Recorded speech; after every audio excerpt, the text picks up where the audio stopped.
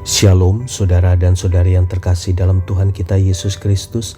Marilah kita luangkan waktu beberapa menit untuk berkencan dengan Tuhan saat ini, agar dari hari ke hari kita semakin dekat dengan Tuhan, sehingga hidup kita semakin diberkati dan menjadi berkat.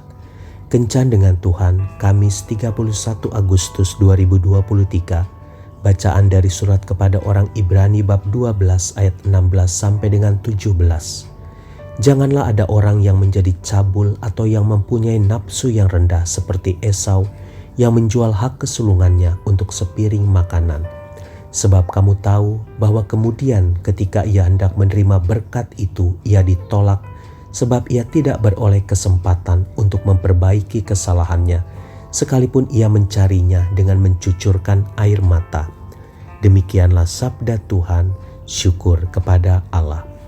Saudara dan saudari yang terkasih dalam Tuhan kita Yesus Kristus, tentu kita sudah mengenal dengan baik kisah Esau yang menjual hak kesulungannya kepada Yakub demi roti dan sepiring kacang merah.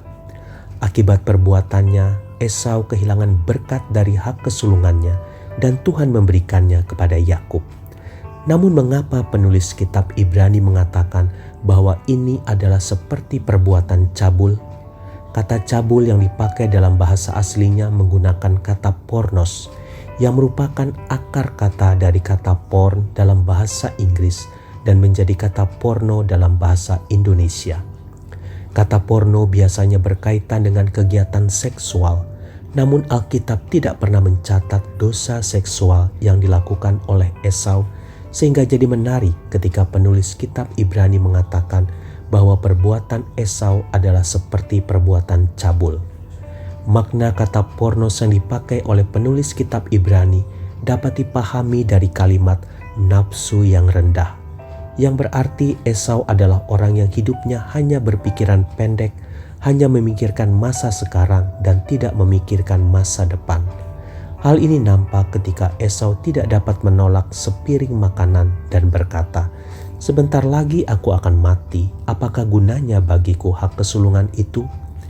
Maka Esau memandang rendah kasih karunia Tuhan yang diberikan kepadanya, yaitu hak kesulungan. Memandang rendah kasih karunia Tuhan disetarakan oleh penulis kitab Ibrani dengan perbuatan cabul. Orang yang hidupnya hanya memikirkan untuk sesaat, tidak berpikiran panjang atau jauh ke depan, dan merendahkan kasih karunia Tuhan adalah seperti orang-orang cabul dan hanya memiliki nafsu yang rendah. Nafsu Esau yang rendah ini berakibat fatal, sehingga ia ditolak dan harus kehilangan berkat dari hak kesulungannya.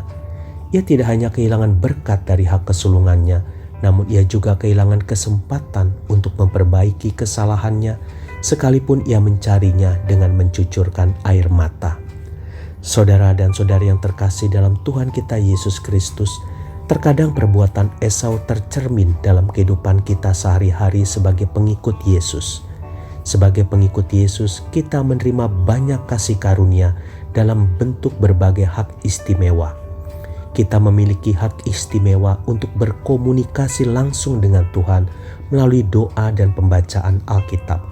Namun terkadang kita memandang rendah dengan perasaan malas dan enggan.